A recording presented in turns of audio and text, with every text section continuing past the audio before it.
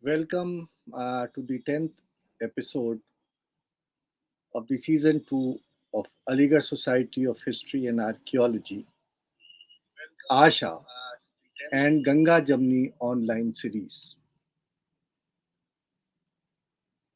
Today, we are once again going to talk and listen to an author who has helped add to our knowledge of the past. She is a scholar of modern period in Indian history who has worked extensively on the city of Delhi. Let us welcome Dr.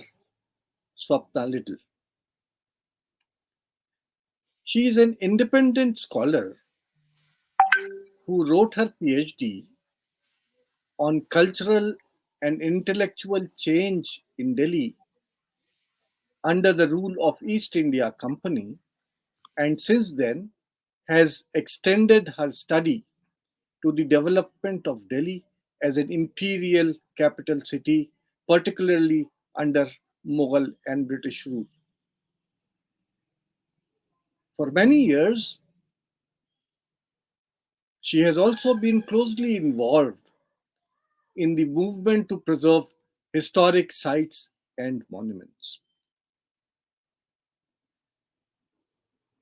She had originally conducted most of her research on the city while she had been working on the UNESCO project to have Delhi and Shahjahanabad given the status of a World Heritage City. Her publications include Chandni Chowk, The Mughal City of Old Delhi, which was published in 2017, Connaught Place and the Making of New Delhi, published the next year in 2018,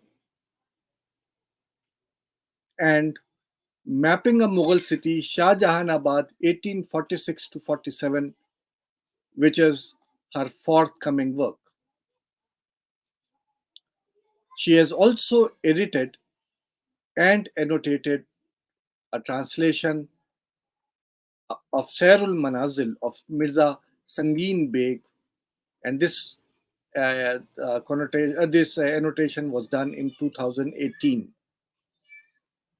As all of you know, Sangeen Beg is an early 19th century text on the neighborhoods and monuments of Delhi. Today, we have her to discuss 19th century Shahjahanabad, the evolution of the Mughal city. Welcome, Dr. Liddle. Let us hear you out. Thank you so much, Professor Rezavi, for this wonderful introduction. I am very grateful to the Aligarh Society for History and Archaeology and to Ganga Jamuni and for this invitation to speak at this very eminent series, which has included so many authors, so many scholars. And I look forward to sharing some of my thoughts on this topic of the evolution of Shahjahanabad, particularly through some of the sources which are there in the 19th century. Before I start, I would like to mention one thing which I was just talking to Professor Rezavi about, which is that I hope the material that I'm presenting today is a very it's tentative, some tentative conclusions that I have come to after looking at some of these sources which I will be talking about. I really hope that some of our history students who might watch this talk at some point might want to take up something like this as a history subject. There is a lot of scope in this to look at sources which are further back and to do a proper study of Shahjahanabad. And I really hope that that is going to be possible. So, without any further ado, let me talk about Shahjahanabad. I won't go very much into the history. Many of you will know, but I will just sum it up. Shahjahanabad was founded by the Emperor Shah Jahan, after whom it is named, at the high point of the Mughal Empire. The Mughal Empire at that point was not only wide in its extent, it was prosperous, it was flourishing, um, and really it was, as in the West, they started calling the Mughal Emperor the Great Mughal, and it was really. It was as if nothing further needed to be done, and Shah Jahan's own inclination, of course, was as a great builder, and his magnum opus, which is the Taj Mahal, was also under construction in Agra. And he then decides to found a new capital.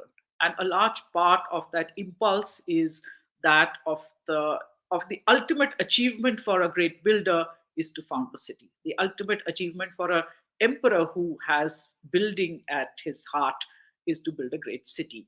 And that's what he proceeds to do.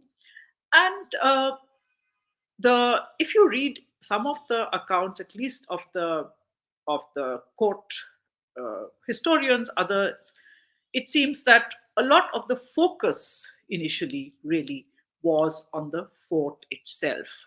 So it's the Red Fort, what we call the Red Fort now, of course, but that's the main citadel of the city, that gets the main attention of the Imperial Works Department. So from 1639, when the foundations are laid, to 1648, when the fort is formally inaugurated, all the energies of the imperial departments of works are focused on the Red Fort. We have a lot of evidence of that. I'm not going to talk about the Red Fort so much today. Then I'm sure at the same time, some of the outlines of the city would have come up.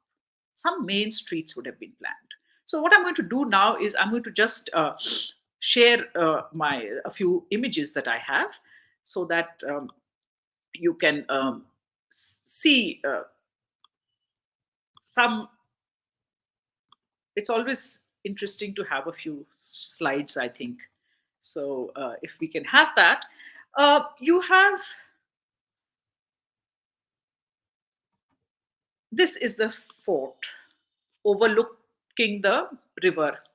And this is a 19th century painting. Most of the paintings, etc., we have are of the 19th century, when the company, East India Company, comes to Delhi and starts commissioning a lot of paintings. So many of them are from that period. This is from, again, from the same period.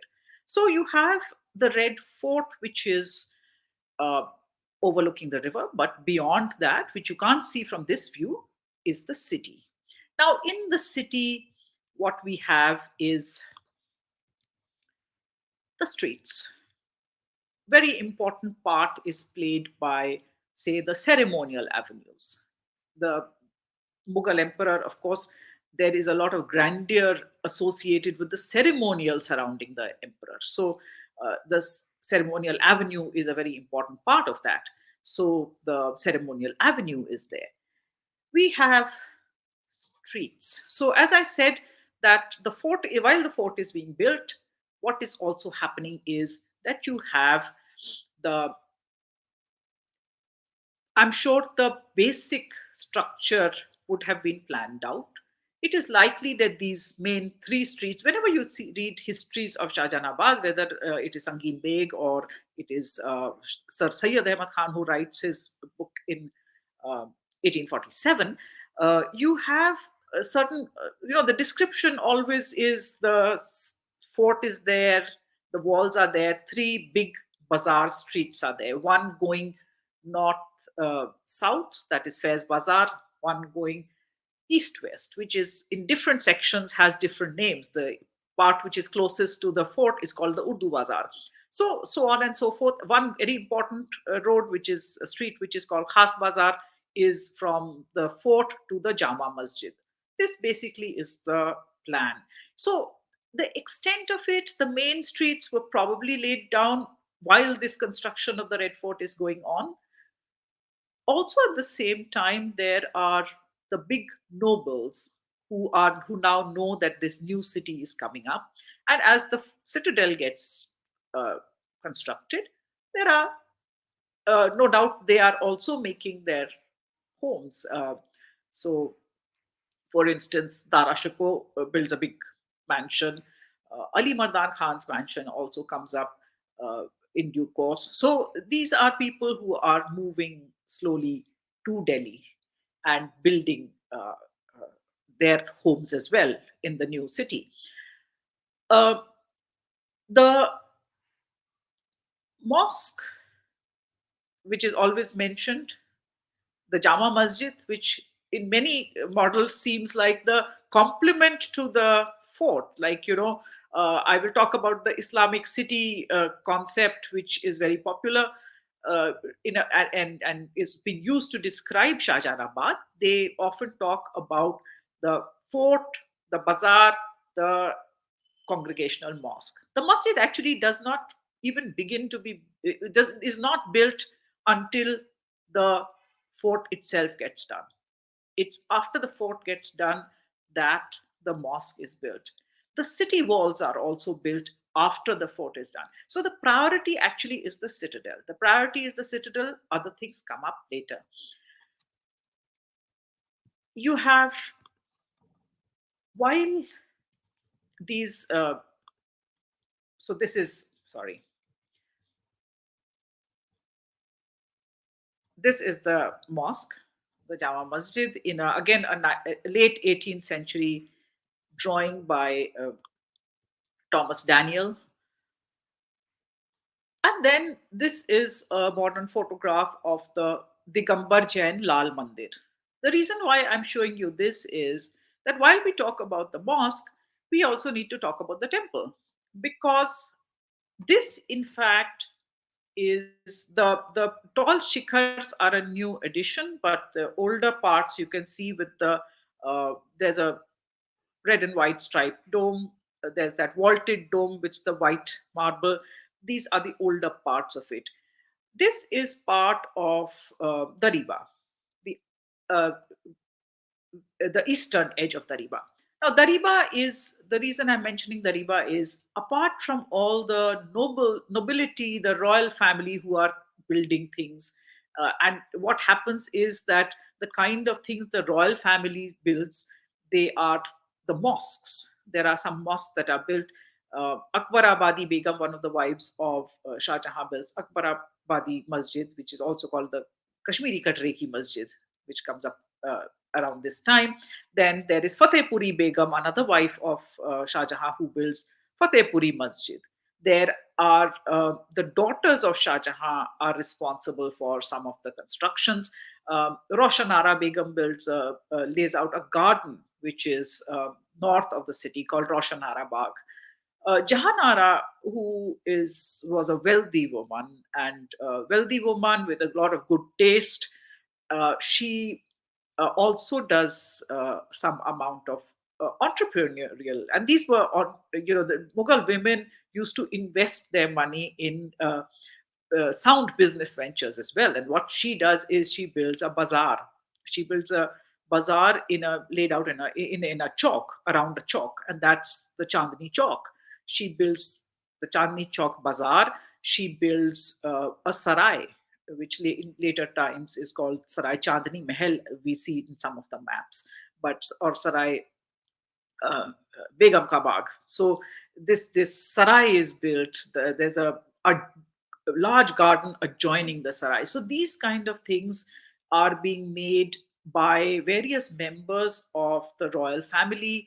There are members of the nobility who are also not only building their own mansions, but no doubt, as was often the case, are investing in commercial spaces as well. They would often, there used to be katras, etc., which were bazaars and katras, which were founded by the nobility. So all this construction work is going on simultaneously.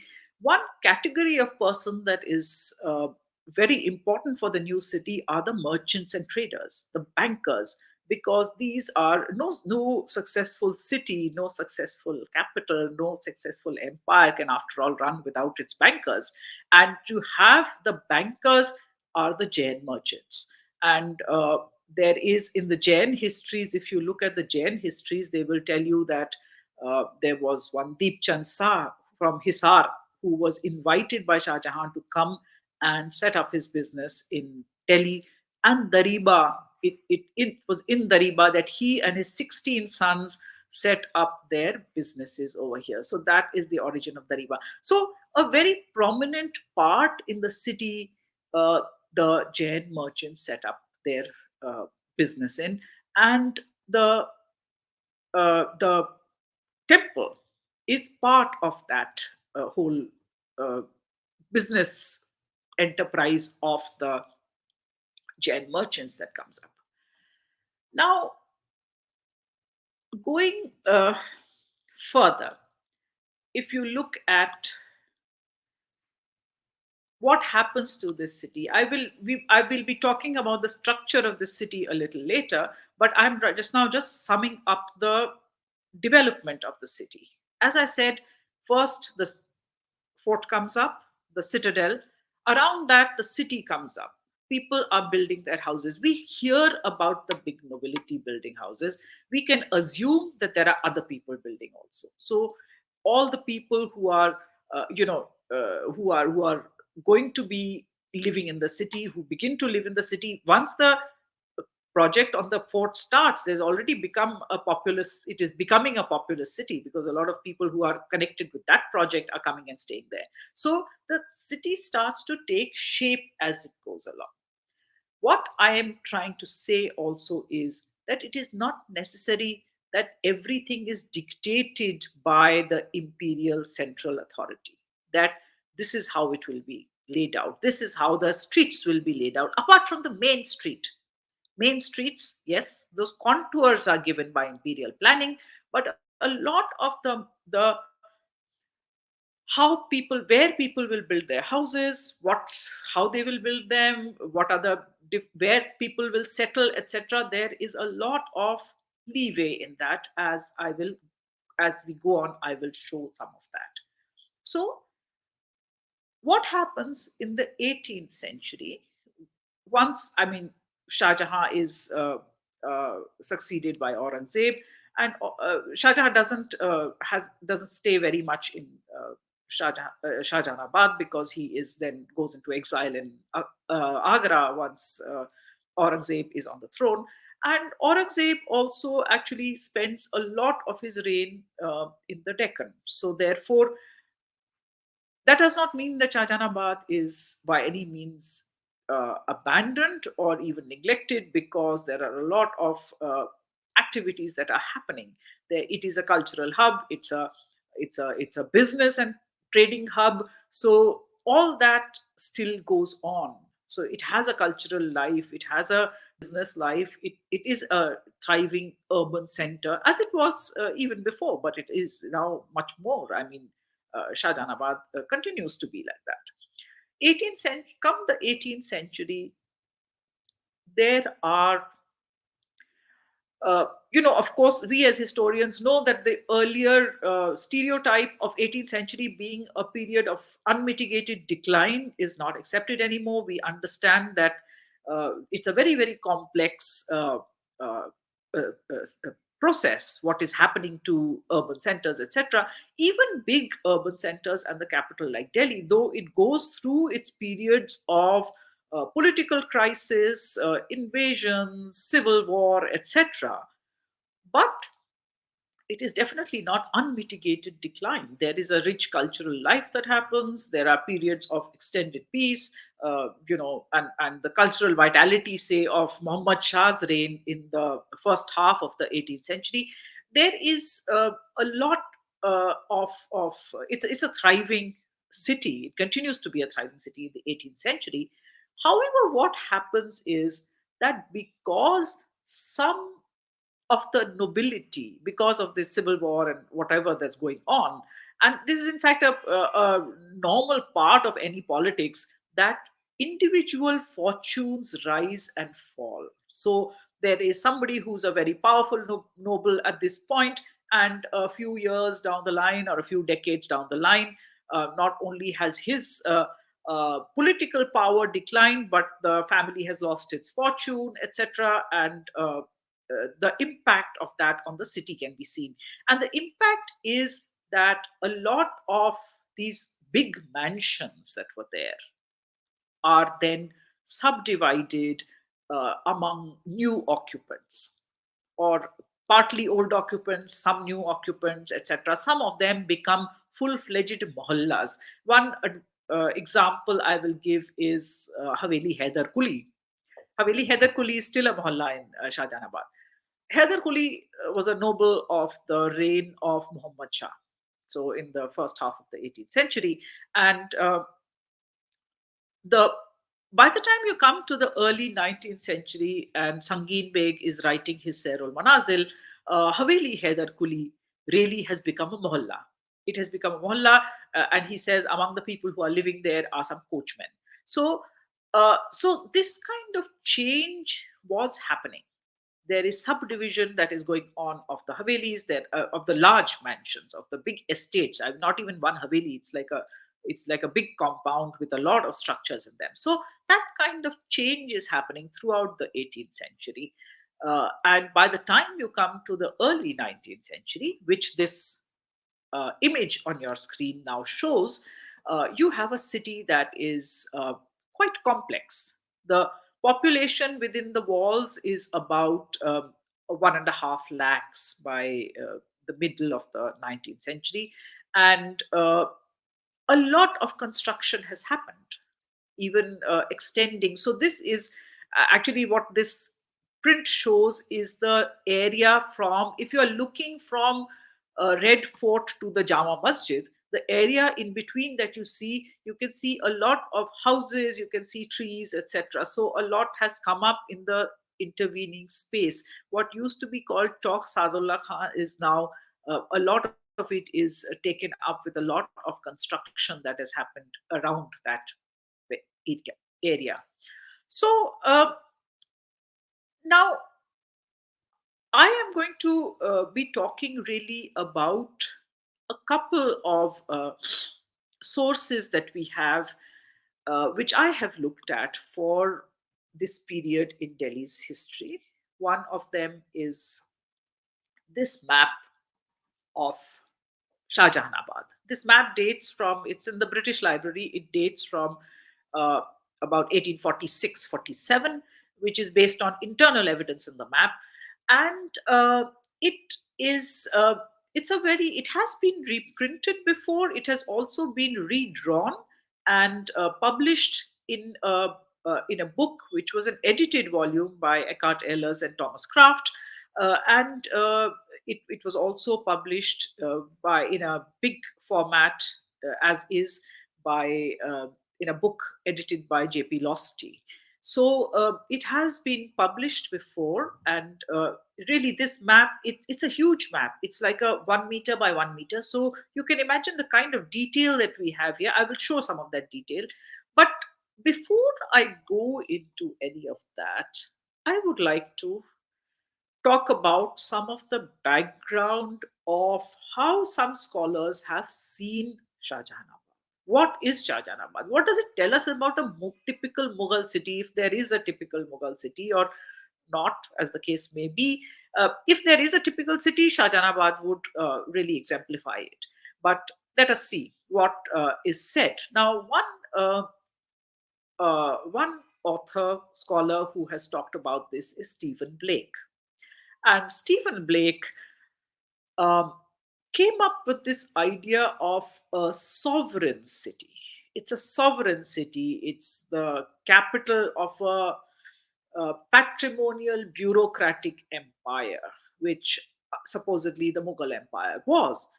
And the idea being that this is an empire where all the power flows from the emperor, and everybody below them kind of is organized in that kind of structure of power. Uh, he sees the city as a microcosm of this kind of empire. It's this empire on a smaller scale is the city. So, in that, he sees the Red Fort as a sort of a pivot of the city. The city is around it, and all the elite, their mansions are like mimicking the Red Fort. They are like, again, microcosms of the Red Fort. And and they are the central institutions of Shahjahanabad. Now, that is a big statement that he makes, because his main thing is that it is the elite mansions which are the central institutions of Shahjahanabad. What does that mean? Each mansion, so Haveli Haider Kuli, take one example, or any other Haveli of a noble. Within it, it has a large compound. Within it has many structures and a large population within it, because it has all the people who are associated with the mansion, whether it is the retainers, the soldiers, the karkhanas which are producing goods for the use of the extended household. All these are housed within that elite, in the noble's mansion. And this, uh, Blake calls the elite mohalla.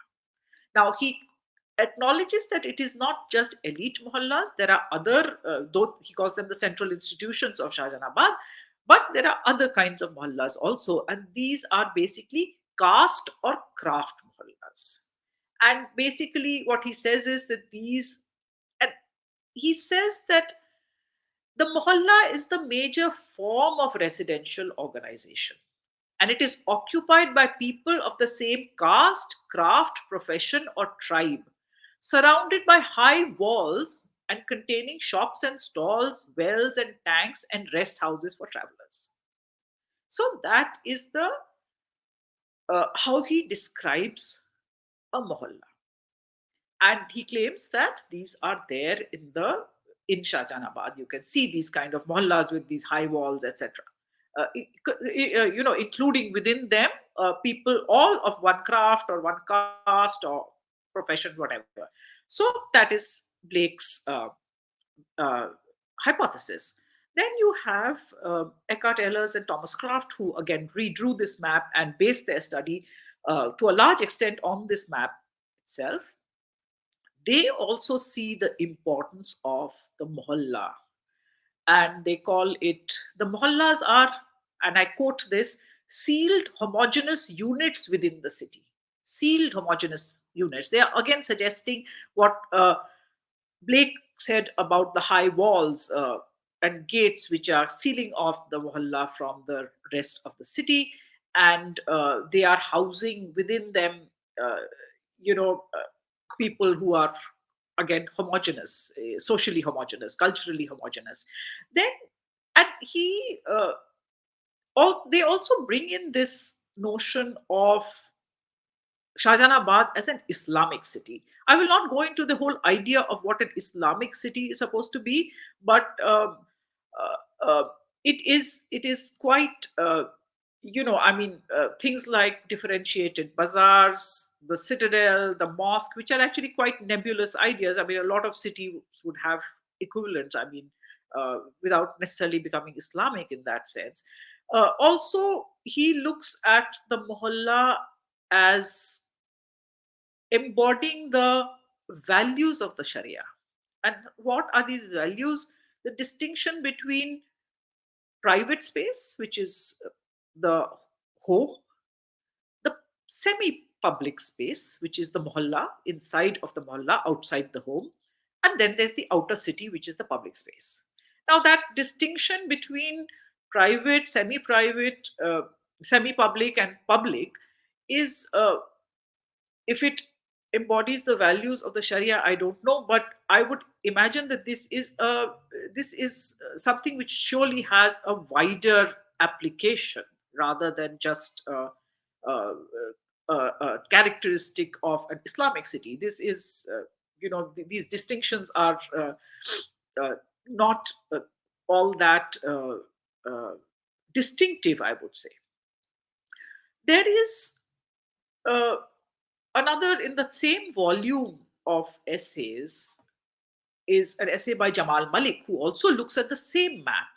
And in this, he sees an unequivocal structure of these feudal lords and social groups who hierarchically settled around the palace according to their respective social status. So now, again, he sees them as socially cohesive units, these mohallas. that mostly bear the denomination of the dominant service sectors settled over here: artisans, traders, ethnic groups, or other representatives of economic and social life. Now, and then he sees that, he brings out these models of a mohalla which has its mohalla mosque or a profession mosque, which is at its center, and then the rest of the mohalla around it. uh, Before I go, I must leave this as topic of the different models that have been developed. I must mention Shama Mitra Chinoy, because Shama Mitra Chinoy really does not agree with a lot of this. And one of the things which Shama Mitra Chinoy does, which these other authors have not looked at, is the Serul Manazil. Because when you look at the Serul Manazil, you see the complexity of the city. With just looking at a map or a few court, uh, you know, records or court accounts of the founding of Shahjahanabad will not reveal to you, because Sarah Manazil is a very detailed description, and she looks at the complexity, and she really urges us to look at the fact that Shahjahanabad evolved. It was an evolving city, and even in the first place, this was a city with a lot of heterogeneity, lot of people living next to each other, not the kind of hierarchies, that rigid hierarchies which many of these models suggest. When you start looking at the sources, and particularly when you start looking at as texts like the Serun Manazil, you will realize that these just don't hold true. But what I'm going to do is I am going to look at show you a few of these images to give you an idea of what really the map is about, and how that correlates with what Sangeen Beg tells us also. So this is, for instance, one part of the map. Now, the map is very interesting. It shows in those different colored patches. I mean, sorry, let me go back to this for a moment. You see these different colored areas. These are all Thana limits. There were 12 Thanas in Shahjahanabad. So these are all differently colored Thana bound limits. So these are Thana jurisdictions. They are all very, very clearly marked, not only with the color, but there's a red line which marks the boundaries of each Thana. And I'm going to kind of zoom into just one of these thanas, which is Dariba. And you'll have to forgive the kind of annotation I've done. This is very rough and ready annotation. I was doing a bit of study on this. So therefore, I started putting down some of these, but you don't have to bother about it. Also, please forgive me, north is at the bottom. So this is just something that I did because it was convenient at that time. This is Dariba. Now you can make out where it is. I've chosen Dariba because a lot of people are also familiar with Dariba, even though you may not be very familiar with other parts of Shahjahanabad. If you live in Delhi, if you visited Delhi, you go to Shahjahanabad, you'll see this. Now, Dariba, it's very interesting to me that when uh, Sankim Beg starts to describe the city, how he really talks of Dariba, because he doesn't see Dariba as one whole. Even though, as I said, in its founding, you can say that uh, the even the Jain histories say that it was founded by a number of Jains who had come from Hisar. There was one big, large family of Jains, and there were other Jains also who settled down in Dariba in a while. So, if you are looking at homogeneous groups, then this would be a homogeneous group par excellence, but it's not. And Sankin Beg, interestingly, he approaches this from different sides. He does not talk about Dariba all at once. He talks that within his text, it is divided into actually three different sections, because he talks about it when he's talking about the Bazaar, Chowdi Bazaar, which is at the west of Jama Masjid. He deals with that part of the riba in a different place. Then when he starts talking about the area north of Jama Masjid, then he talks about another section of the riba. Then when he starts talking about the the bazaar, the Urdu bazaar in front of the Red Fort, he talks about uh, this section of the riba. So in his own mind, Sangin Beg is not looking at Dariba as a whole. He is not looking at it from the point of view of one homogeneous space. Okay, we can of course assume that Dariba being a thana and not a mohalla, but though of course it is also mentioned as a mohalla in some of the sources, which I'll come to later. Uh, it is not homogeneous. We know I can give you some straightforward examples. For instance, one of the things, it's not only the Jains who live there. There is Badruddin Muharkon, a very famous seal maker. Badruddin's Haveli is here. Then another Haveli is that of a very prominent Portuguese family, the De Eremau family. So Manuel de Eremau's uh, Haveli Manuel Sahab, which is there towards the west of in this Thana limit. So so what I'm trying to say is that Sangin Beg is not looking at Dariba as a whole. How does he actually perceive the city? If Sangin Beg is writing this description of the city, he is trying to describe a city. And when you start to describe a city, how do you do it? If I mean, I would presume that I would look at a city through its neighborhoods. How is he looking at it? If you look at his organizing principle is very, very different. He does not look at it through the neighborhoods, really not. His organizing principle is goes on these long walks down the streets. So what he is doing is he starts from the Red Fort, for instance, and this first section that he deals with is the Khas Bazaar, the road that goes from the Red Fort to the Jama Masjid. You can see it in blue in this particular map. So he first covers this stretch and he talks of what is on the left and what is on the right. Then he goes a little further from the Jama Masjid to Qazi Ka Hauz. And Qazi Ka Hauz, he again does this. He is talking about what is on the left, what is on the right. From there, he goes to Ajmeri Gate. Again, he is talking about what is all the things that are on the right and what all the things that are on the left. From there, then he goes towards Kharibauli. So he is not taking chunks of the city as a sort of an aerial view, as an organizing chunks or mohallas. He is going down streets. He is going down streets and looking at what is on the left, what is on the right. And then, of course, he goes to Turkwan Gate, again from this node.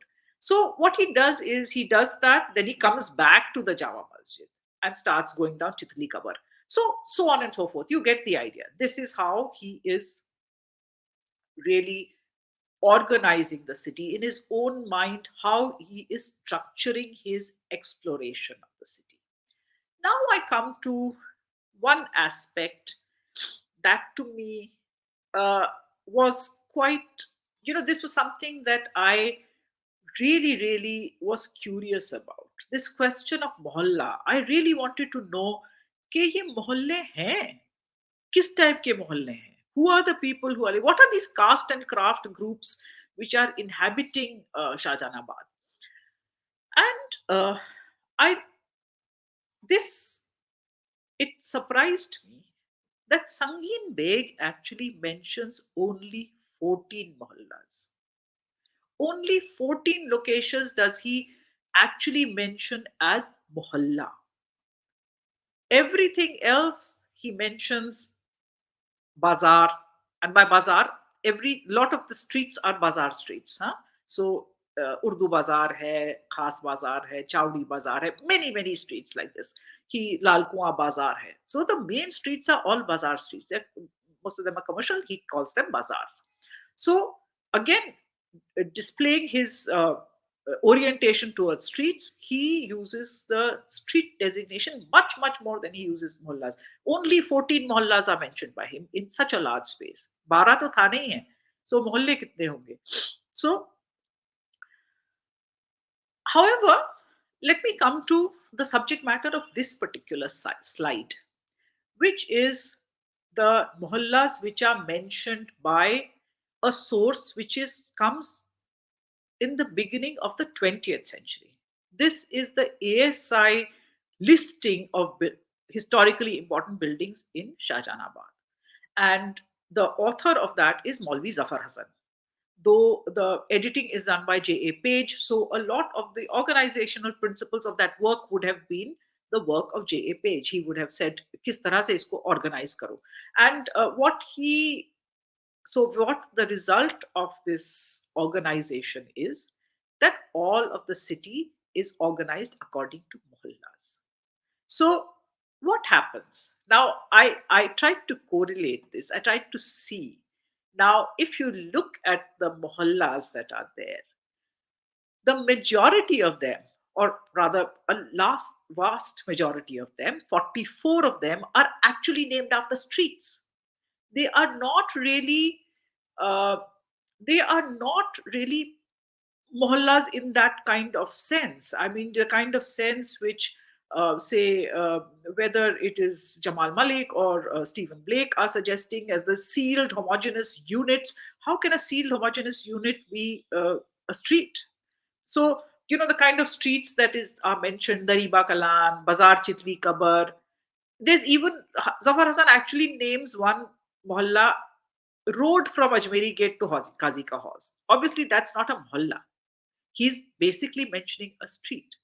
But because J.A. Page is organizing it according to mohallas and cannot understand that this is not a mohalla, it's a street, he puts it down within the mohallas.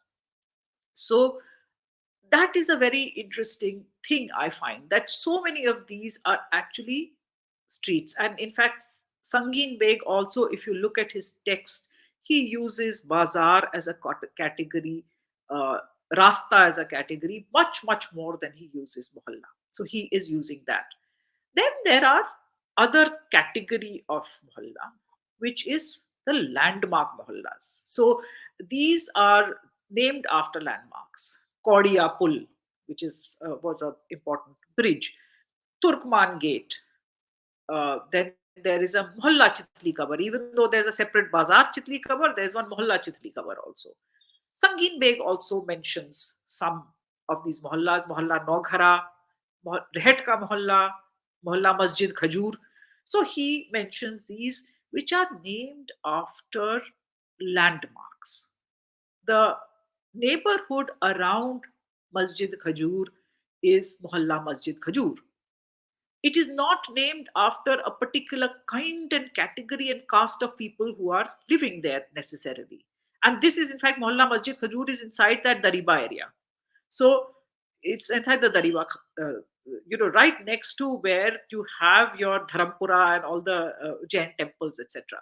So there is no, the sense that there are these communities of artisans, different castes, different class.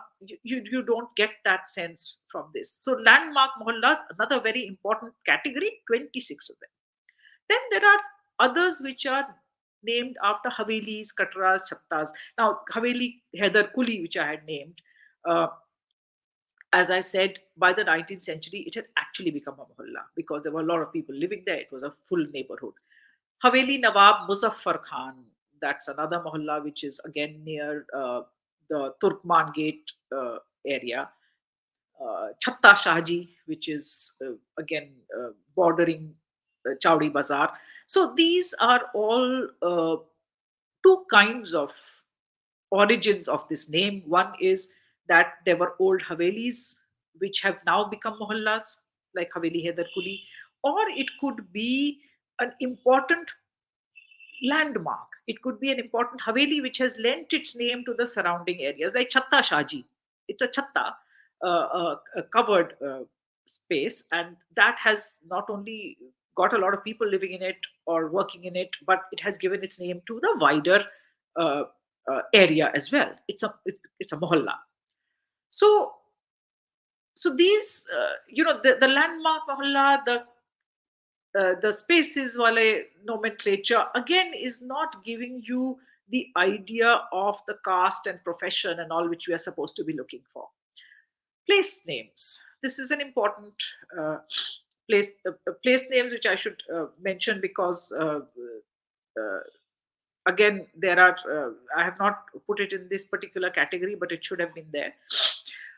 Dharampura, Bhotla Pahad, Naya Bas, Sangin Beg also mentioned several of these. Imli ka mohalla, mohalla Bulbuli Khana, mohalla Bhojla Pahadi, mohalla Kalyanpura, mohalla Roshanpura. These are place names. What their actual histories are sometimes lost in time, but these are place names. These are not named after specific people or the specific ethnicity or caste, etc. That's quite obvious. Then finally, we come to the mohallas, which are named after the occupational or ethnic identities. Now, this is the kind of mohalla that we are supposed to be looking out for. The homogeneous, socially, culturally homogeneous mohallas that we are supposed to be looking out at. So, there are only of this whole lot, there are only 90 of this kind. So, of the 114 mohallas that are named by Zafar Hassan, only 19 conform to that particular category of caste or class or ethnic group or a profession. So there is Jatwara, Mochiyo ki gali, Mohalla Dhobiyan. Sangin Beg also mentioned some. Mohalla Kashti Banan, Mohalla Rudkaran, Mohalla Chudigaran, Mohalla Dhobiwala, Panwadiyon ka Mohalla, Mohalla he also mentions Jatwara. So you have some of these. But again, some of these are and undoubtedly uh, ones which are, of course, I can also mention things like Kashmiri Katra, for instance, and there are other areas where people of a particular community, particularly regional identity gather. There is Punjabi Katra, there is Kashmiri Katra, there is the Katra Nil, where a lot of Khatris settle down. So the Kashmiris settle down in the area just off Sitaram Bazaar. So there is this happening, and that happens in any city because when particularly people coming from outside a particular ethnic group comes and settles in a small group of family comes and settles in a particular place, then all further immigrants of that community of that particular ethnic group are tempted to go and settle next to where people of their ethnicity are settled in a particular city. So that often happens. The other thing that often happens is that people who are of a particular occupational group, which may be using similar raw materials, often find it useful, or using similar retail spaces might find it useful to settle in close proximity to each other. So that is undoubtedly a factor in how communities settle. So therefore, in fact, Sangeet Beg also mentions this. So this is he'll mention that this is a bazaar, which is essentially that of people who make brass utensils, for instance. So he will make those kind of statements. So it is not as if people are not gathering according to uh, their occupations or caste. But what I am saying is that we don't have any evidence that they are sealing themselves off. They are making it a homogeneous group in residential terms, in working terms, or that they work as a corporate group in their private lives or their semi-private existence inside the mohalla, that they do everything as a group, not only their professional lives but as their primary identity is that. So that I find difficult to find. Now, some of these streets which are identified by some of these scholars are also a little problematic. So one of them is, for instance, Mohalla Masjid Panipatiya. Now, Masjid Panipatiya actually is a masjid which was there in the northern part of Shahjahanabad.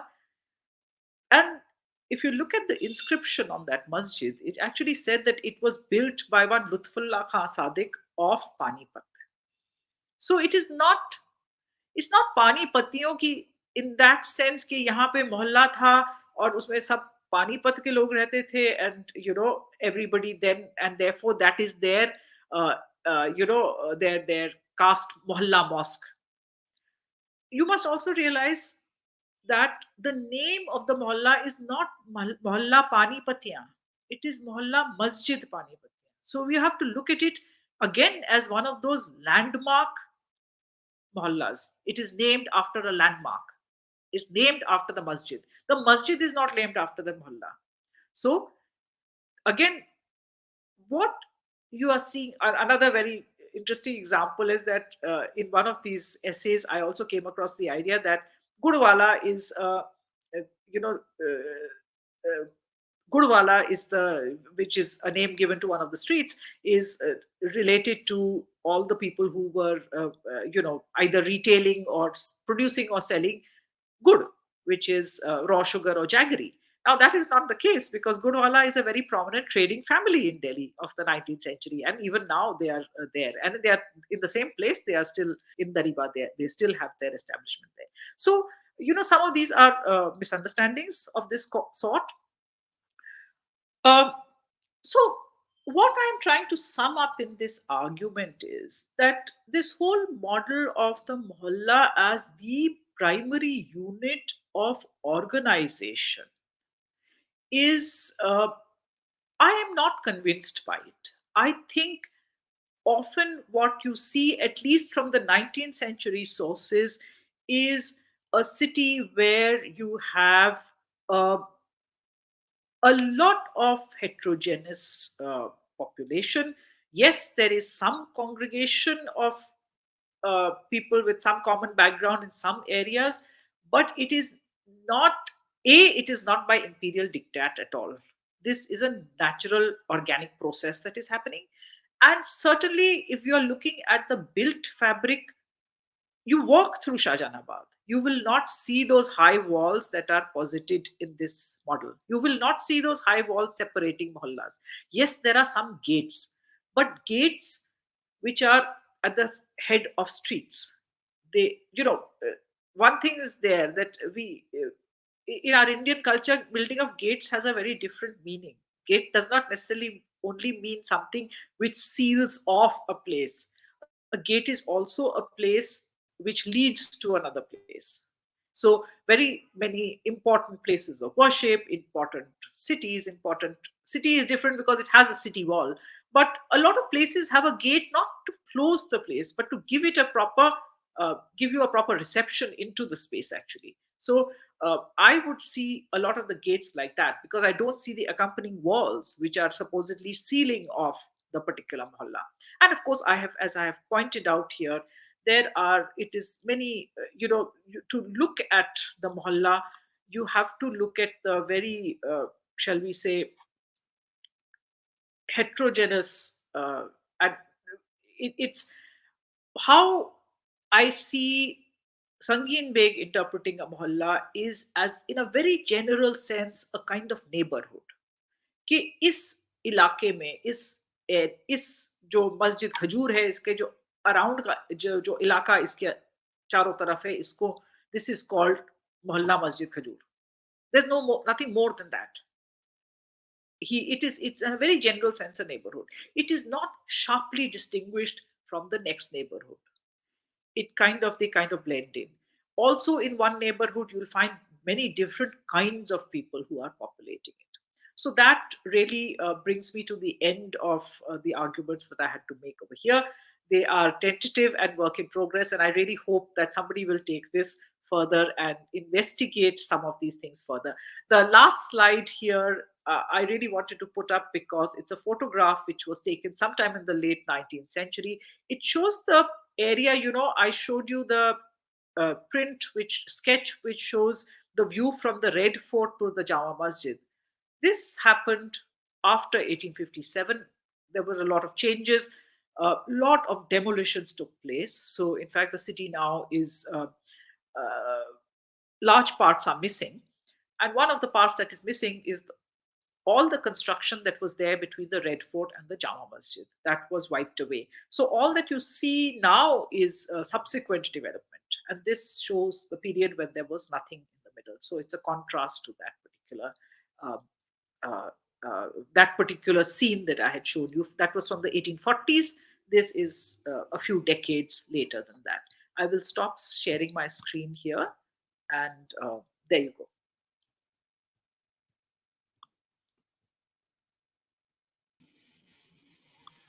Uh, Thank you for a really excellent lecture. Uh, So much. Remarkable, remarkable.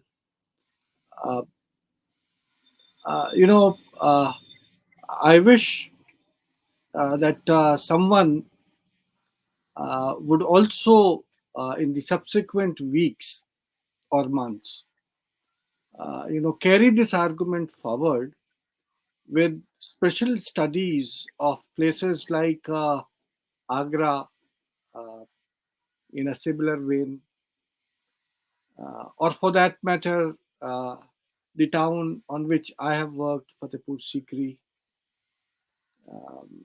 However, um, you know, when I was listening to what you had to say today, I was reminded of two things.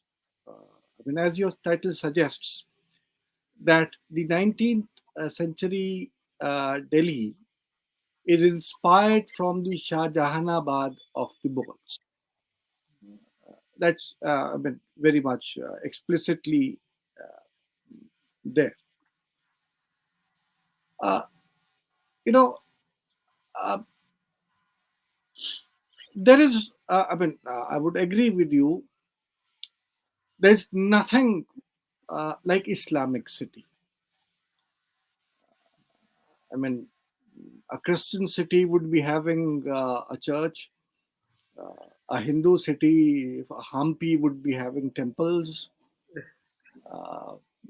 As you rightly pointed out, that whether it was in Delhi or I can say about Fatehpur Sikri, the Jama Masjid at both the places, or for that matter at Agra, the Jama Masjids came later on.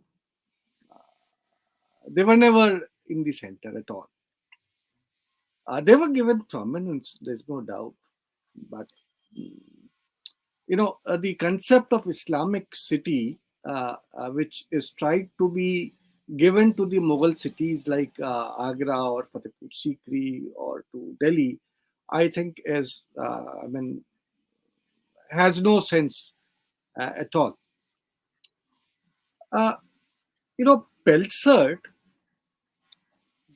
who visited Agra and also went to Sikri, also visited Delhi during the reign of Jahangir, mentions one fact which is true for all these cities, and that is that within these Mughal cities, he specifically mentions Agra and Fatehpur Sikri and Shahjahanabad, or Delhi is also implicitly out there. Uh, mm, mm, you know, uh, in all these cities, the mohallas, the population which he mentions, is mixed. He says Hindus live with Muslims, poor with the rich, so on and so forth. Even in fact, during Shah Jahan's period, the time when your Shahjahanabad is being constructed, we have an account from a person who was residing in Lahore. He was a non-Muslim, Surat Singh. He is writing an account of his Peer, Peer Hasuteli. Uh, he was a petty bureaucrat, a very small, clerical position, but he bought a house in Lahore, and then he mentions the mohalla, who is living where, and we get the same impression that all type of religious communities, even rich and poor.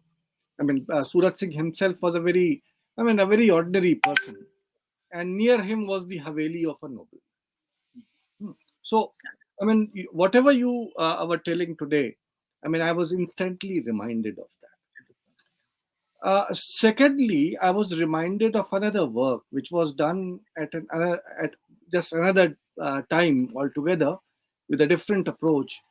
That was, I think, in 1970s. by a person who was at Aligarh, Mahendra Pratap Singh, MP Singh. He did a book on the port towns and cities. That book is now probably out of print. But there he went on to discuss about the various types of mohallas which he encountered in those port cities.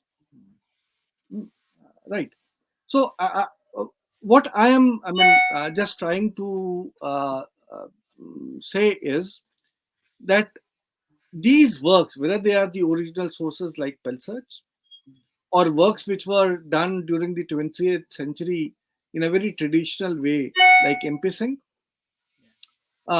researches which I have done at Fatehpur Sikri, and now whatever you are saying, all try to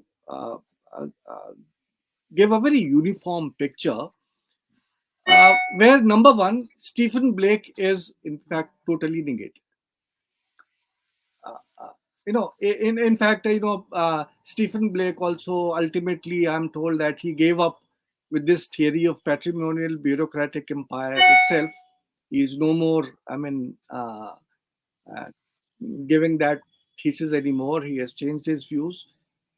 Uh, uh, even if he has given it up or not given it up, the new researchers support your point of view, and that is that the development of the city during the medieval period, say from 14th century onwards, and I'll give an explanation for that, uh, was not based on any type of religion or community.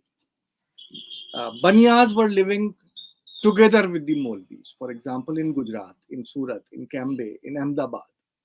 There are a large number of documents which go to prove the same thing.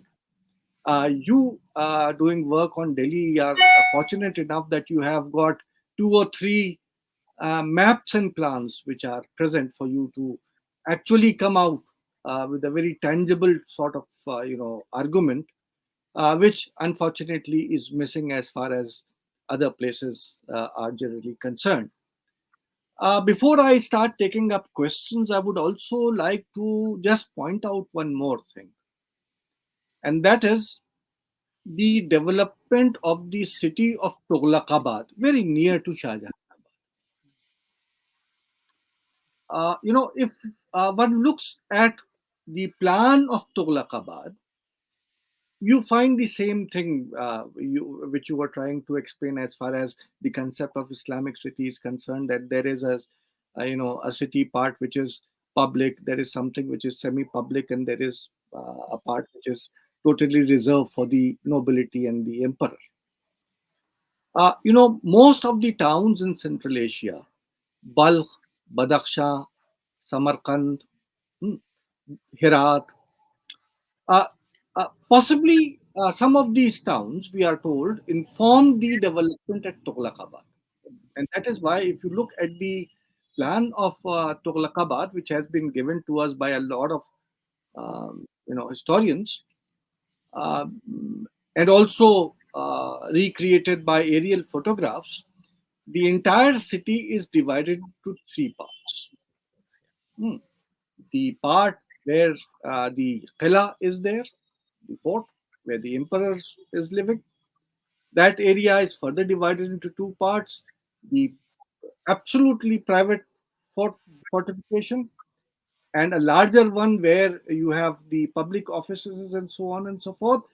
And lastly, a portion which is not actually on the hill itself, but below the hill, the Pine Shahar, where the population itself was residing. I think it would be a good idea if some scholar at some later stage takes up a comparative study from Tughlaqabad to Shahjahanabad. Similar ideas but differently presented took place. Uh, uh, One last thing which One question before. I mean, there are many other things I am just forgetting. I'll ask you whenever it is, whenever I remember them. One thing which, two things which I wanted to ask before we start taking up questions from others.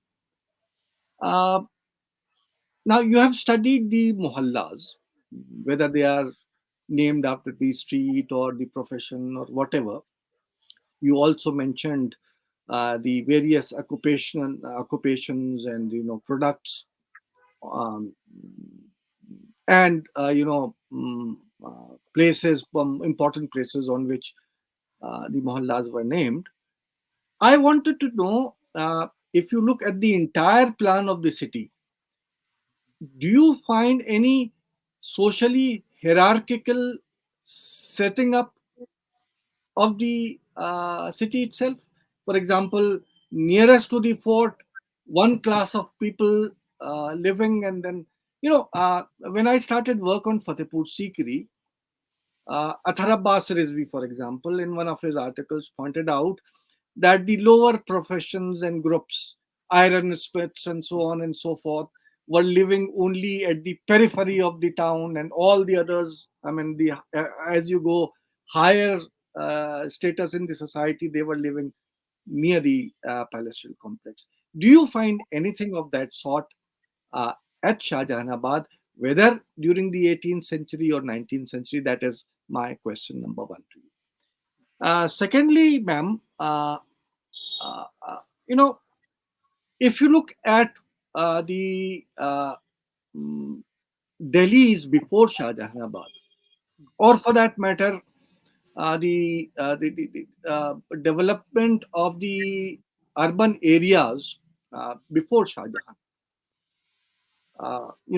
Sikri was developing very near to the Khanqa of a Sufi saint, Salim Chishti. Uh, you know, the Delhi in the early Mughal period, or for that matter, even under Sher Shah, Humayun, Sher Shah, in fact, even whatever was there under Babar, all situated, or in fact, from Tolak period onwards, situated near the shrine of Hazrat Nizamuddin Aulia. Or if you go back in time, the whole Qutub complex Yeah. being near the dargah of a saint. Suddenly during Shah Jahan's time, uh, um, there is no particular shrine or religious center around which the city of Shah Jahanabad starts developing. Any reasons for that? I mean, yeah, as a historian, I know, as a Mughal historian, I mean, we are told that Shah Jahan was much more, religious. He was, in fact, the Hanafi Sunni Muslim who was trying to assert religion even before Aurangzeb started doing that. But as far as his city is concerned, this thing is not found. So these are some of the things which I wanted to ask you. If you want to answer them, please do, because after that we will be taking up the other questions. So I'll take your second question first because I don't know about this. Why, or whether there is any, apart from, shall we say, maybe that I'm having a senior moment here. There's a shrine in Bulbuli Khana, one old dargah of the 13th century. Apart from that, really there is not no significant dargah, and even at that point, we don't have any evidence that the Mughals particularly revered the saint there. So therefore, you are quite right that there is no such association of this particular site within Delhi. However, it may have been why Shah Jahan picks Delhi in the first place. I think that the two elements are definitely there. One is temporal power. It is the Kubbatul Islam, the whole idea that, you have the Sultanate has ruled from there, the early Mughals have spent some time there. So that is there, and the spiritual aura is there. All the Sufis are, the Sufi aura is in Delhi, particularly the Chishtis, etc. So therefore, that idea is there. The fact that it is not taken up as in close proximity, the site is chosen because of various other reasons, presumably might have to do with topography, etc. We don't know, but I think it's not very significant in the sense that the general idea that yes, this is area which has that spiritual aura. That's the only explanation I have. As far as your other question is concerned, I don't find that really, because you have some of the biggest Havelis are actually at the peripheries. So you have Kamaruddin Khan's Haveli in near Ajmeri Gate. You have the Nawab Wazir's Sadat Khan and your Safdarjang's Haveli at the extreme end. It's like north of Fatehpuri Masjid. So bilkul extreme end pe hai. Uh, there are some professions which need to stay near the city walls. गडरियों का मोहल्ला, अब गडरिये अपनी सब चीज लेके बिल्कुल यहाँ तो नहीं आ जाएंगे ना, in the middle of the city. So they for various operational reasons may need to be near this thing, but otherwise you can see कि एक बिग नोबल की हवेली है, लाइक नवाब मुजफ्फर खान हवेली नियर तुर्कमान गेट, उसी के साथ में साइड में टैनर्स का एक सेटलमेंट है. सो it is like a very very mixed population that you are seeing there. And it comes out so beautifully both in the map as well as the text, that you cannot have these hard and fast rules कि इस तरह से है. It is all extremely heterogeneous. So those are your two questions. Right, right. Let us take up the questions which have been put up by our viewers. Ali Heather, why Delhi Renaissance is not as famous as Bengal Renaissance? What was the relationship of 19th century Delhi with Sikh Empire and Durrani Empire? Uh, if you're looking at the 19th century Delhi during the time of the Mughals, the Mughals have no political role, uh, no formal political, or let me put it this way, it is the East India Company which actually rules Delhi and rules the Mughal emperor, even though they prop up the Mughal emperor as a sort of front. So it is, you are really talking about that. Also, what is happening is that the Mughal emperor, however, has very strong symbolic power. So the Sikhs, in fact, are they are posting their wakils in Delhi to as to keep track of what is going on at the Mughal court, also at the court of the resident. They are, all these powers. In fact, they, for instance, struck their coins in the name of the Mughal emperor, even when the East India Company was on the ascendant and it was in control of Delhi, and when they the East India Company itself struck its coins in the name of the Mughal emperor. So, the huge amount of symbolic importance is there. But the Mughal emperors were not really in the 19th century taking any uh, uh, direct part in the political or diplomatic negotiations with these powers. It is, and it's all the East India Company and its politics with the Sikhs, etc. You will probably generally find. As far as the Delhi Renaissance is concerned, I have done a little bit of work on this, and I can, to sum it up in one sentence, it's because of 1857. 1857 so comprehensively finished off all the kind of intellectual vitality, the kind of uh, progressive thinking, and all that had started to, the intellectual ferment that was there in Delhi. And there's a lot of intellectual ferment in that first half of the 19th century, which is taking place in Delhi. The problem is that 1857, because it was such a traumatic episode, and so many of the Delhi people had to leave the city and go away. And the in fact, the Delhi College closes down. All those kind of things happen, and that means that, and it's also a atmosphere of fear. So people don't even talk about the old days anymore. For a long, long time. So therefore, there is, I think 1857 is the defining feature of that, so that we, even the memory of that so-called Delhi Renaissance is kind of wiped out, unless until Zakaullah talks about it to CF Andrews, and then CF Andrews calls it the Delhi Renaissance. Uh, right. I mean, would you also like to comment on the Sheher Ashhob literature? Uh, Yeah, that's very interesting. I mean, I have particularly looked at it in the context of 1857, mm, and it's a very, very complex story. Who are the people who talk about, who are the, how in retrospect people look back to see what the Mughal court was, what 1857 is, why, what, where their loyalties lie, where their pragmatism lies. It's a very, very complex political commentary. It's an important social commentary also, because a lot of people who were not in favor of and a lot of the elite in Delhi were not in favor of the revolt. But that's not because they love the British, but because they are really afraid of the kind of social upheaval that is coming to the fore, the kind of disorders that they see, the upturning of class hierarchies, all those kind of things. right. So it's the conservatism that comes to the fore, and they reject the revolt in some ways, or don't support it so wholeheartedly. And that comes out in some of the Sheher Ashok poetry of that period. Right. Uh, the Let's have another question. Pankaj Sharma. Ma'am, I read somewhere that originally Shah Jahan wanted his city Shahjahanabad obliviously in Agra itself, but reluctance of businessmen to shift from existing places to make way for a new city forced him to look for Delhi. Can you please throw light on reasons for shifting to Delhi?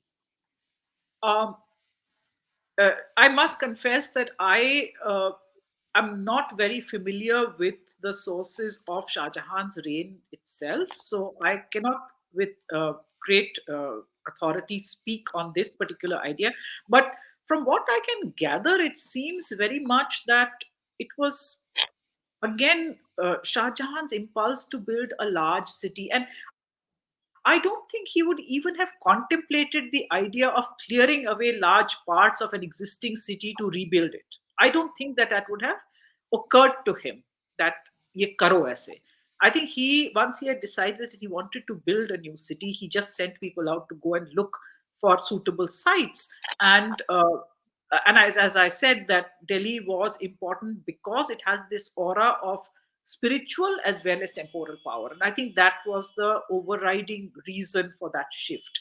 It was not simply that you want a clean slate to build on, and Agra is not providing that clean slate. I think the shift of the capital has this additional thing also in it.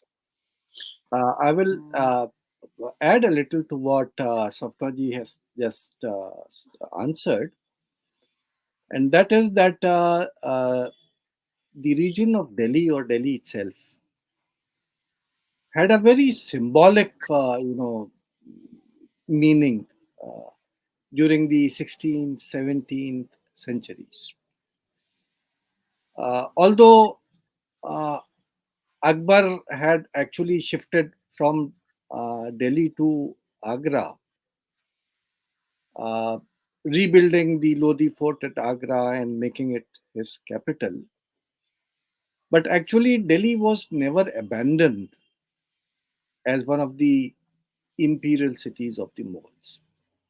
Number one. Number two, when Shah Jahan started with his building projects, as Sopnaji said, that he had people hunting out for good locations where the city could be placed. And there is a source known as Patsha Nama of Varis, which tells us that these engineers and architects, they were hunting for a suitable place, and they were being helped by a large number of astrologers and astronomers. And all these people together, chose a site on the banks of river Yamuna at the curve of the river Yamuna, which was thought to be very auspicious. So in the first half of Shah Jahan's reign, we have most of his, projects, building projects, confined to Delhi. But later on, after the site had been identified, and after astrologers had in fact calculated at what time and which place to start building, Shah Jahan, shifted to, Delhi. Uh, the site which was chosen was not only on the riverbed, the site chosen by the astrologers and the architects, a suitable place for a good, fort to develop, but it was also not very far from the Deen Panah of his forefathers. It was exactly a connect between the early Mughals and the new city which Shah Jahan was building. It was, in a way, what Shah Jahan was trying to do was that he was trying to reconnect with the past. Remember that Delhi, from the times of ancient period, from prehistoric period, had been known as the capital city of India.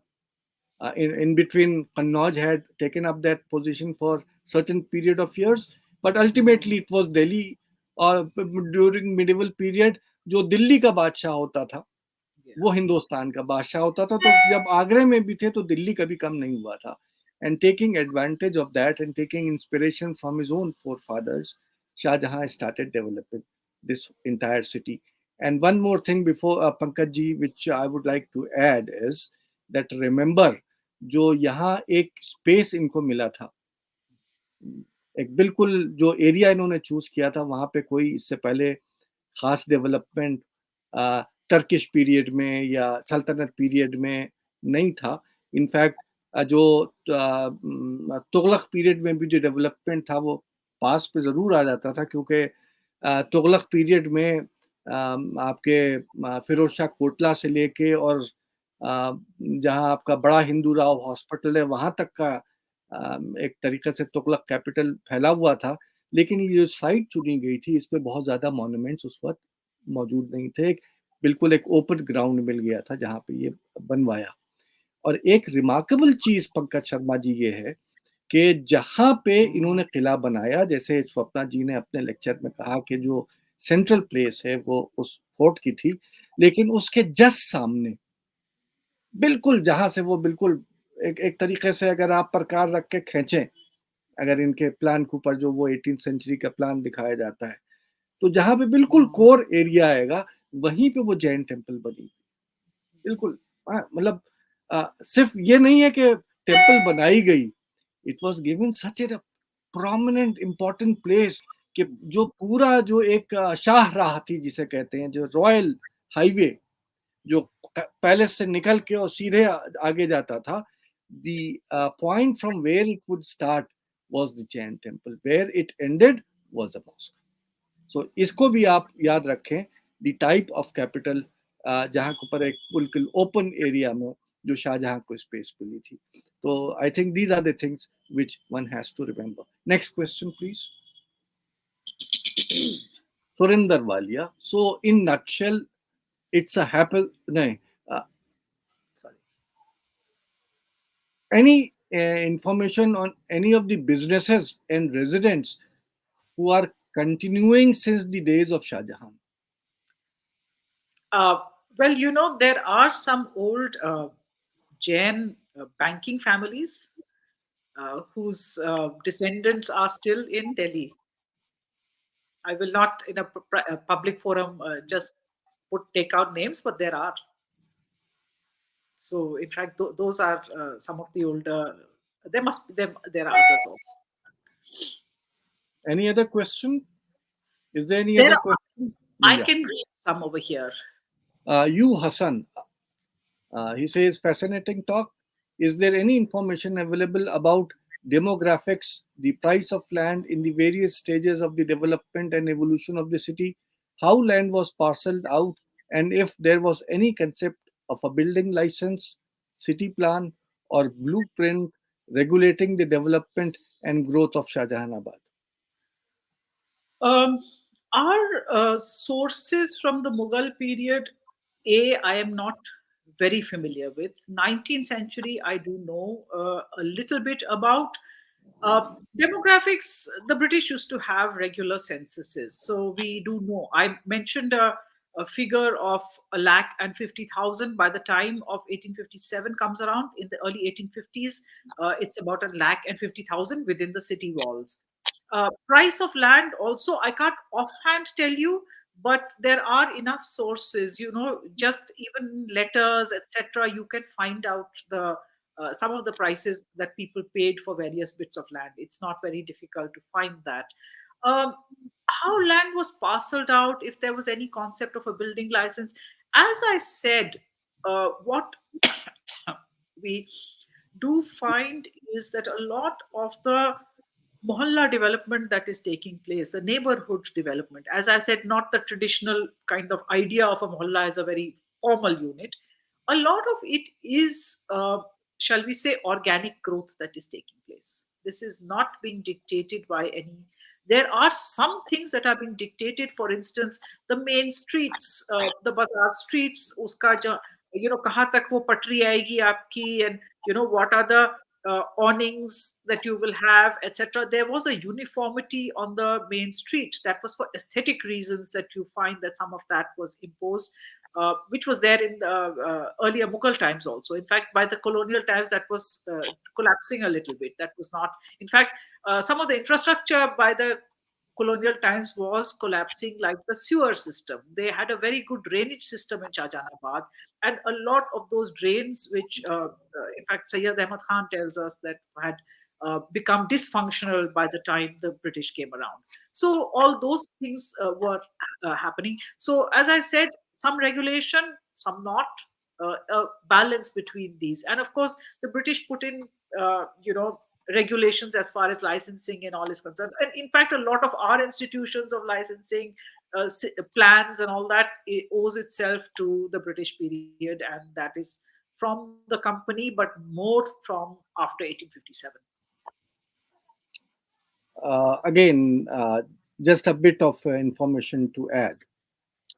One of the first sources uh, for the development of Shahjahanabad is the Padshanama of Waris.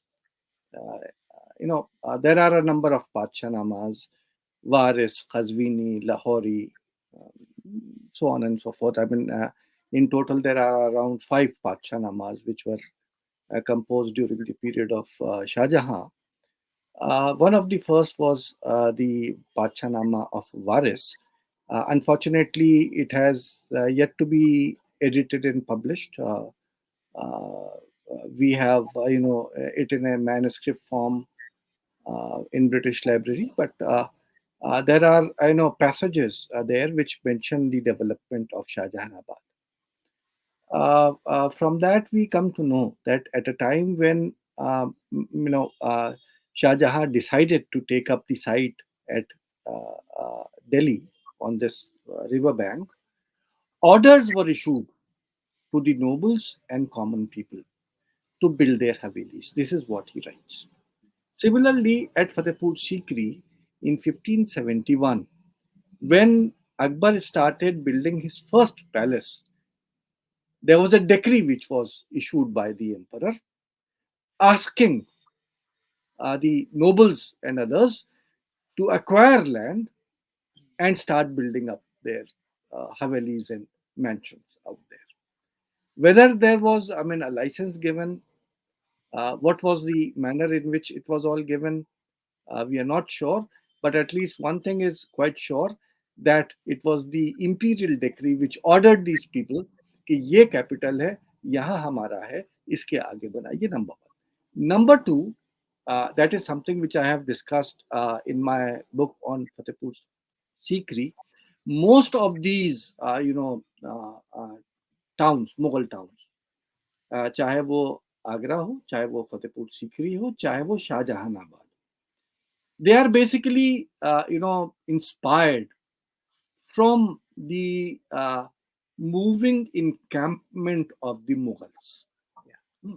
The Basha Salamat, you know that the Mughals were peripatetic by nature. They were moving from one place to another. And while they were moving, it was the entire city which was moving along with them. बादशाह थे तो बादशाह के साथ उनके खानदान था, खानदान के साथ उनके नोबिलिटी थी, नोबिलिटी के साथ उनके फॉलोअर्स थे, और इतने बहुत से लोगों के साथ उन नोबल्स के साथ आर्मी मैन थे, और सबको खाना खिलाने के लिए मर्चेंट्स थे और दुकान वाले थे, so on and so forth. So the camp, when it was on the move, at least would be having 20, 25 or more than that, 1,000 people moving together with the emperor. तो उसको रात में पड़ाव डालने के लिए एक बाकायदा एक प्लान मौजूद था, जिसकी बेसिस पे वो सेटलमेंट किया जाता था, and it was all well laid out. जो चीज स्वप्ना जी ने जब हमें बताई, वो चीज बिल्कुल सामने नजर आ रही है. ये बताया गया इसमें प्लान में कि देखिए यहाँ एम्परर हैं, आप यहाँ पे ये डालिए, नोबिलिटी यहाँ पे होगी, फला यहाँ पे होगा, बाजार यहाँ पे होगा. अब इंटरनल उसका जो डेवलपमेंट है, कौन किधर लगाएगा, वो आप डिसाइड करो. That is not to be plan. So एक तरीके से we can say that there was a semi urban planning. आधा आपको दे दिया गया कि ये एरियाज एलोकेट कर दिए गए एज पर the tradition of the Mughal encampment, किस साइड पे कौन होगा. अब उस एरिया को डेवलप करने में कोई उस बारीकी में, उस टाइप का, जैसे आपने अगर ये जो आपका पंजाब का जो चंडीगढ़ जिस टाइप से बनाया गया, वैसी कोई प्लानिंग नहीं. एक लेआउट दे दिया, जैसे स्वप्ना जी ने बताया कि मेन उसकी जो सड़कें थी वो लेआउट कर दी गई. अब आप उसके आगे जो आपको करना है, that was how the development at this place was. बस लास्ट वन थिंग, कि जो सोर्सेज हैं, स्वप्ना जी 19th सेंचुरी के बारे में बताएंगी. As far as 17th century is concerned, there is lot of information, unfortunately all in Persian, which do tell us about the prices of these mansions and lands. And I would suggest whosoever is interested, there is an article by Professor Irfan Habib, another by Professor Shirin Muswi, which they might consult, जहाँ पे इन prices को जो buildings की थी और बनाने में थी और खरीदने में थी और ये सारी चीज़ें वो डिस्कस की गई हैं. इस पे काम एक कंसंट्रेट होके एक साथ होना बाकी है, but there is information which is present. Ashok Mathur ji, ma'am, my question is that how much do you feel that your personal research on Shahjahanabad is helping us in preserving our heritage today? Do you think it's more important for the authorities to look more into what's happening beyond the existing heritage buildings than just pinpointing only the existing ones? The real problem lies in what is happening to the city more than what can be done to the heritage buildings. Um, you have absolutely said exactly the right thing. We cannot look at heritage buildings without looking at the city. In fact, that's what we had done when we were making that dossier for UNESCO. Uh, our aim was that you look at the city, you look at the plan. These are the important things. The buildings are important, of course, but it's the city as a whole. You cannot ignore the city as a whole and its logic. One of the things that I've not talked about in this discussion, but should also be form a part of any study that is done, the courtyard house. the, Exactly. the courtyard house is a very important plan. You have to preserve it. Agar aap, if you start building the normal kind of, a block of flats in Shahjahanabad, that ruins the absolutely, your quality of life goes down. You've ruined the urban fabric. So those kind of things, the plans of the houses that are built, not only the heritage houses, the other houses which are being built, very right you are, that's very important. There is a disaster in the shape of a new mall that is coming up there. Shahjahanabad is not the place for a mall. I mean, you can build your malls elsewhere. So these are the kind of things. Holistically, you need to look at the place, the fabric, the streets, the people who live there. Very, very important to look at the people who live there. What are their needs and how they can be accommodated? You have to find developmental models which will not wreck the heritage. And heritage again is not just the buildings. So you are very true. I don't think my research is making any contribution. वो चलता है उसका वो the way it is going on. I have no contribution to make now. MG Gopalan ji, in fact, when she's talking about Shahjahanabad, she's talking about Delhi. The difference is that Delhi is much larger, which includes other parts also. Shahjahanabad is only that part of the city which was originally built during the period of Shah Jahan himself. वो बाद में फिर वो अंग्रेजों ने भी उसको take up किया, दूसरों ने टेकअप किया. तो दिल्ली का ही बात हो रही है, लेकिन उस पर्टिकुलर एरिया की बात हो रही है जो मुगलों के पीरियड में डेवलप हुआ था. And it's very odd that once the British built New Delhi, then Shahjahanabad became Old Delhi. In fact, Yes. this happened with every city. के एक नया city बनता है, so the old city becomes, the older city becomes the old city. So that is one factor. एक अभी किसी ने comment किया था, आई जस्ट ठीक से नहीं, निगम बोध घाट के ऊपर. Yes, that is also very much an integral part, Nigambod Ghat, an integral part of city of Shahjahanabad. It's by Ashok Mathur. You are quite correct. कि जो पूरा जो जहाँ के ऊपर ये बसाया गया, वहीं के ऊपर आप इससे आप जरा मुगलों को पहचानने की कोशिश कीजिए. How they were very different from 21st century Indians. आज हम लोग जो बन रहे हैं उससे बिल्कुल मुख्तलिफ लोग वो थे, और इसको हमें समझना चाहिए इस चीज़ को. Thank you ma'am. I think there is another question. Ma'am, when did the real chafing of ethnicity happen? I mean, when did people of a particular ethnicity started living in groups at a particular place? My own caste community could only be found living in Roshanpura, Roshan, Dola, Katra, Chini Khana, Kinari Bazaar, Chehelpuri, etc. Yeah, I agree. For various reasons, as I said, often people of a particular ethnicity, caste, etc. Already you have given a sort of a general area where the castes were living. So it used to happen because they shared some, some cultural affiliations. The local temple is there, etc. Some of that was there, but I am just saying that despite these, this is not the predominant organizing principle.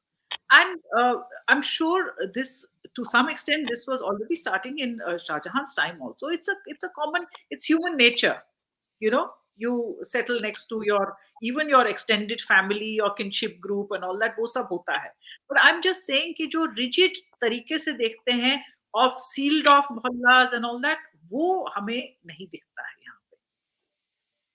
Ashok Mathur जी, बिल्कुल जो स्वप्ना जी ने कहा वो सिर्फ शाहजहानाबाद के लिए true नहीं है, और स्पेशली 19th सेंचुरी शाहजहानाबाद के लिए ट्रू नहीं है. वो इनफैक्ट अर्लियर पीरियड में भी ये डेवलपमेंट जैसा इन्होंने बताया वो नज़र आता है चारों तरफ. लाहौर से लेके, दिल्ली से लेके, आगरा से लेके, किसी शहर को देख लीजिए. ये ह्यूमन नेचर है कि एक टाइप के लोग एक जगह बसने की कोशिश करते हैं. द ओनली थिंग इज कि एक्सक्लूसिव, जैसे आज गुजरात में मसलन हो रहा है कि एक मोहल्ला अगर है तो इसके अलावा कोई आपको नहीं वहां मिलेगा. या यूपी में जहां मैं रह रहा हूँ, जिस शहर में, अलीगढ़ जिसका नाम है, जो महल्ला मुसलमानों का है वहां पे हिंदू घर लेते हुए डरते हैं, और जहां पे हिंदुओं का महल्ला है वहां मुझे किराए पे मुसलमान, चाहे जितना भी नाम नेहाद मुसलमान हो, मुझे घर नहीं मिलेगा. ये एक मॉडर्न फिनोमेना है. जो स्वप्ना जी कह रही हैं या जो मैं बताना चाह रहा हूँ वो सिर्फ ये है कि जाहिर है प्रीडोमिनेंस किसी एक पर्टिकुलर ग्रुप की हो सकती है, जो कास्ट बेस्ड भी हो सकती है, प्रोफेशन बेस्ड भी हो सकती है, या गुड्स बेस्ड भी हो सकती है. वो अपनी जगह पे है. मसलन एक चीज बेचने वाले एक साथ एक एक जगह के ऊपर, एक कटरा फला, एक है जो मोहल्ला उस टाइप का बन जाएगा. But what we are trying to point out is कि इसके अलावा भी दूसरे लोग भी इक्वली वहां पे रह रहे हों. सिर्फ इतना सा फर्क है. जाहिर है प्रीडोमिनेंस कास्ट या प्रोफेशन बेस्ड जरूर होती थी, और जाहिर है कि जैसे आपने बताया कि आपके कास्ट के लोग वो एक जगह के ऊपर रह रहे हैं, इसी तरह से दूसरे कास्ट के लोग प्रीडोमिनेंटली दूसरी जगह हैं, लेकिन उनके साथ दूसरी इंटरमिक्सिंग भी इस महल्ले में नजर आती है. Doctor Swapna little, I think you did a great job. Thank you. There are many other questions, and naturally people want to ask you more. But taking privilege of a privileged position where I'm sitting before the camera asking you, so I'll take up a few more minutes of yours. You know, I wanted to know, and I had forgotten to ask it at that point of time. जब आप शाहजहानाबाद से आप 19th century तक आती, शाहजहानाबाद आप नाम ले रही हैं तो जाहिर है कि उस पीरियड से शुरू होता है. तो तो एक तरीके से मुगल इंपीरियल टाउन से जो शिफ्ट है into a colonial town of 19th century, क्या एस्पेक्ट्स हैं जो आपको नए या बदले हुए नजर आते हैं? So what are the I mean components which transform the Mughal imperial city into a colonial city of the 19th century? Can you elaborate on One of the things, I mean, again, the colonial city as such, I think वो जो profound transformation है वो 1857 के बाद आता है, जब railways आ जाती हैं, जब घंटा घर is a prominent landmark, central landmark, you know the railways, the घंटा घर, the town hall, these become important landmarks. That phase comes after 1857.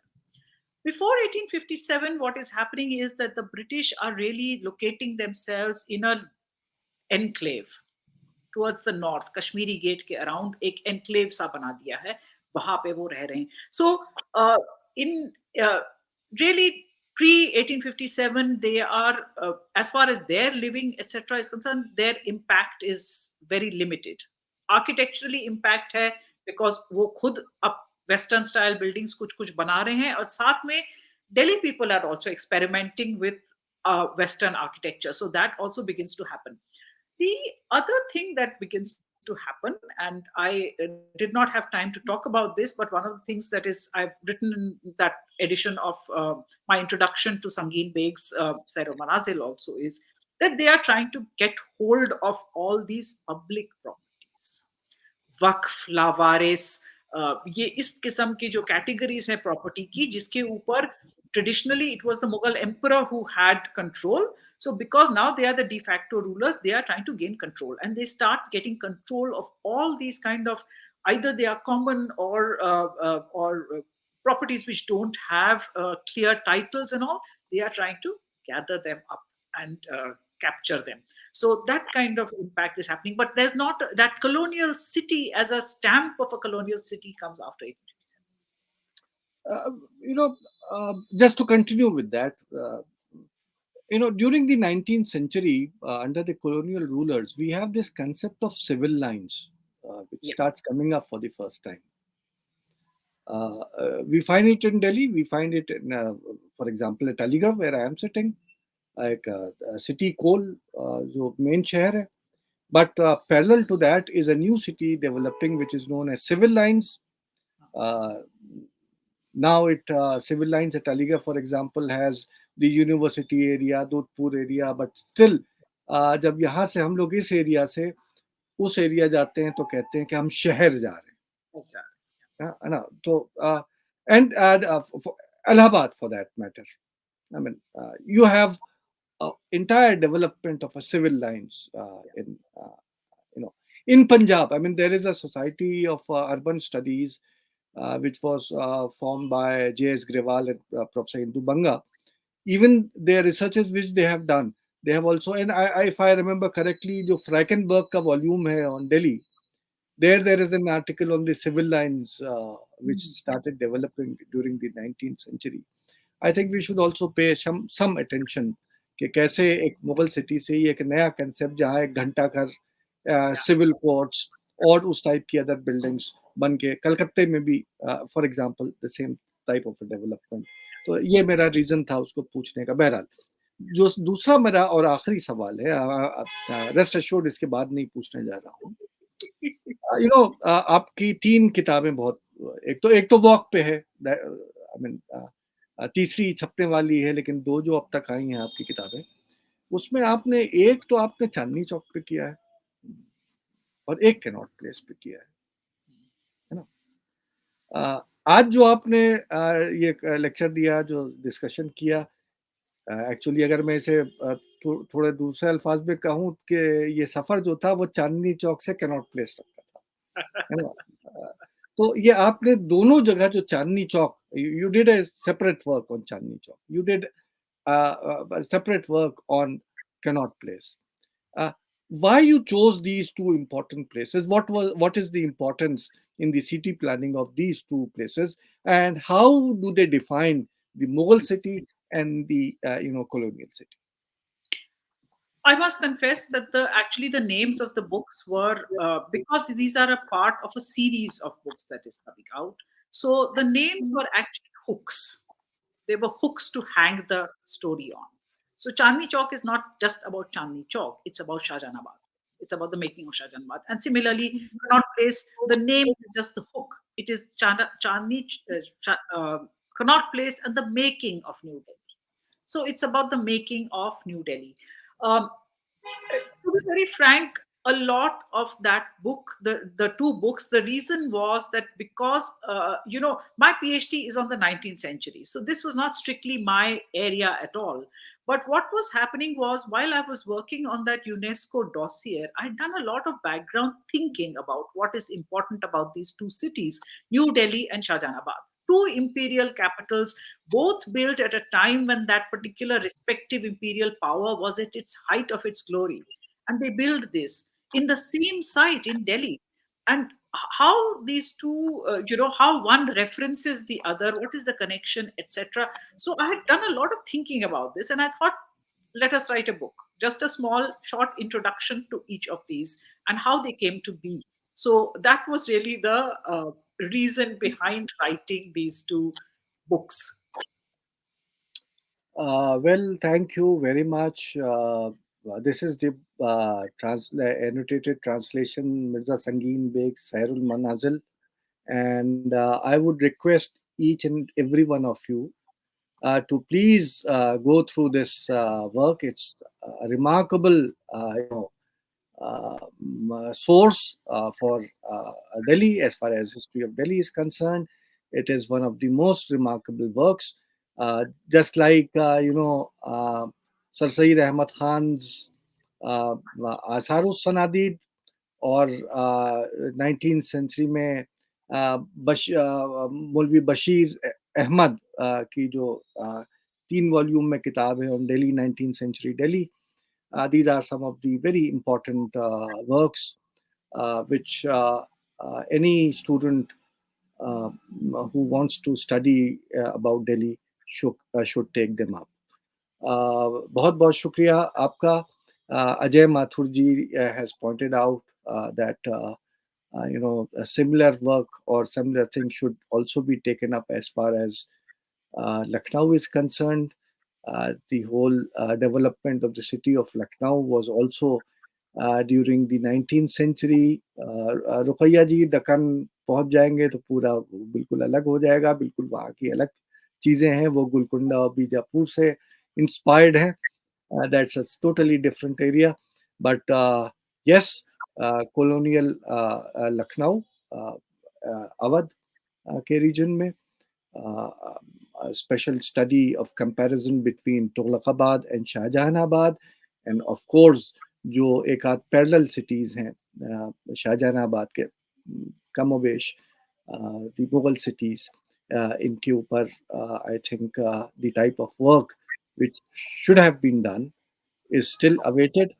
And along with Dr. Swapna Liddle, I would also request the viewers, if any of them are interested to take up these important and interesting research topics, you are.